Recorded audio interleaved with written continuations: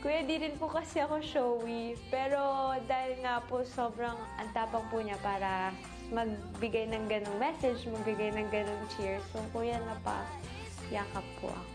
Doon na yan, dito na yan. Okay, yeah. Nagulat din po ako, kuya, kasi hindi nga po siya expressive. Minsan hindi po niya pinapakita yung care niya through words. Minsan po through actions lang. Actually, kuya, habang nagsasalita po ako, hindi po ako nakatingin sa kanya eh. Nakatingin po ako sa mga kasama po niya. Kasi hindi ko pa rin talaga kaya na matagal tumingin po sa kanya. Nakatingin si Tina. Kaibigan ng pag-ibig, iba nakikita, tingkait lang yung mata. Ama! Dahil sa'yo, ako'y natutuwa. Dahil sa'yo, ako'y kinikilig. Dahil sa'yo, ako'y natutuwa. Umibig. May kanta na po na.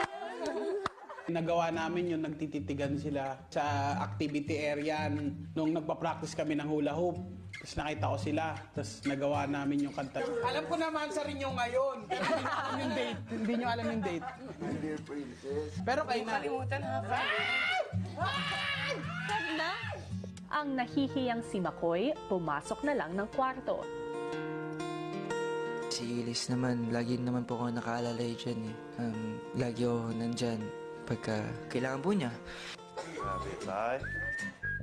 Bango boy, grabe to. Bango boy. Ay, lang ligo. Naligo ka ba? Okay. Charlito. Ayun mo. 150 points pogi yun ah. Kung ano yung dream po niya, kuya, susuportahan ko po siya. Kasi alam kong ikakasaya po niya yun. Kahit nahihiya, alam mo mahihiyain siya. Yeah, it was Give him love. super for him. Alam ko.